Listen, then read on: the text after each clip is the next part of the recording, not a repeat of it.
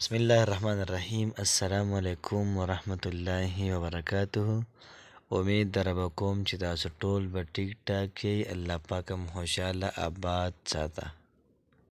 الله پاک دې موږ او تاسو ټول چاته محتاج نه، صرف د الله پاک موږ او تاسو ټول د خپل اطاعت او د خپل فرمانبردارۍ محتاج ساتي. زموږ د چینل د وظایف کې دنیا چې څومره مینوال دي، الله پاک دې دا ټول همیشه لپاره خوشاله ساتي او دا ټول دې همیشه لپاره د تنګۍ نه، د فقر و فاقې نه او دغه رنګې د بېکسۍ نه لرې ساتي. الله پاک هم خوشاله آباد ساته.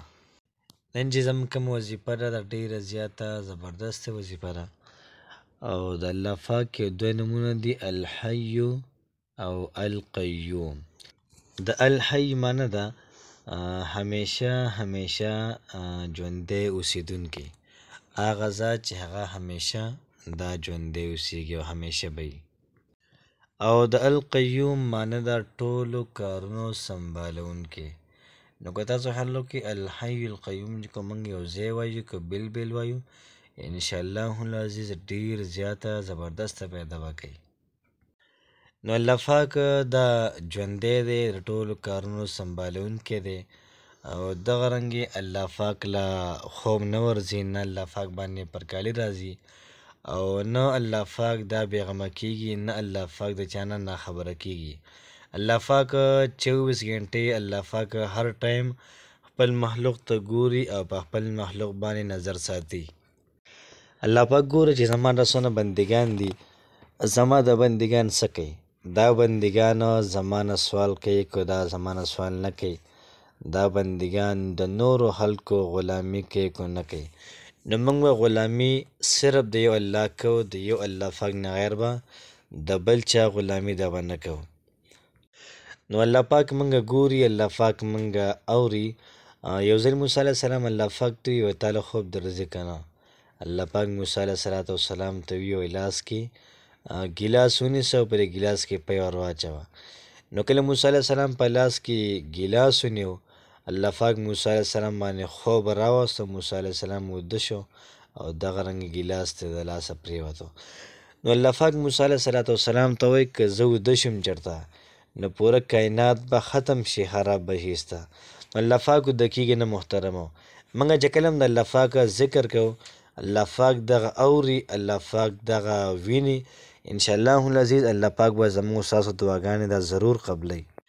نن چې کومه زموږ وظیفه ده دا د الحی القیوم ده، د ډېره زیاته مبارکه زبردسته وظیفه ده.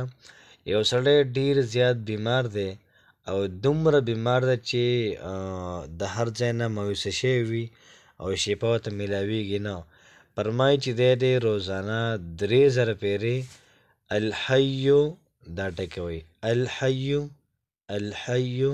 الحی روزانه 3000 پیرې دا وایي. انشاءالله العزیز د دې وظیفې په برکت باندې الله پاک به ورته شفا ورکړي. نور یې څومره حل کړي، بل څوک بیمار وي نو که د هغوی دپاره 3000 پیرې وویلی شي، انشاءالله العزیز الله پاک به ورله کامله شفا دا ورکړي. یو بنده داسې وي چې د هغه عزت نه وي او هغه داسې وي چې خلکو ته سپک ګوري، نو که دی ورد کوي یا قیوم روزانه وی، نو څوک چې یا قیوم څومره ډېر وی نو دغه عمر الله پاک به د بنده له عزت ورکړي او دغه رنګې د خلکو په زړونو کې به الله پاک مینه محبت دا پیدا کړي. یو سړی دا وایي که الله پاک ما له خوشحالي راکړي، الله پاک ما هر وخت دا خوشحاله ساتي، نو ده له پکار چې دی تنهایي کې کښېني، ځان له دې کښېني چې ځای کې څوک وینه او دی د یا قیوم ورد کوي چې څومره ډېر یا قیوم وي دومره وی الله پاک په ژوند کې په زندګۍ کې خوشحالي راولي او ښکلې مزیداره اغلا پرسکونه زندګي به تېروي. که یو سړی داسې وي چې هغه سم ډېر زیات سس وي او دی کار روزګار نه کوي، نه رپټي کار کوي، نه سم ملازمت کوي، بس د کټ خوند یې اخیستی، نو هغه له پکار چې کله دی سهار لمونځ وکړي د هغې نه بعد د نور راحتو پورې یا حیو یا قیوم دا وایي نو څومره چې ډېر ویلې دومره به ته الله پاک سستی کاهلي دا به ته لر کي او ښه چست چوبند انسان به ته الله پاک ساز کي. که چاله ډېر زیات خوب ورځي او دی دا وایي چې څه دفتري کار وي یا څه بل څه کار وي یا د ملازمت وي یا د شپې څه ډیوټي وي او د بنده له ډېر زیات خوب ورځي نو که دا یا حیو یا قیوم ډېر زیات وایي نو انشاءالله العزیز خوب به ترې لر شي او ښه چست به ولاړ وي. نن چې کومه زموږ وظیفه وه دا وظیفه د یا حیو یا قیوم باره کې وه.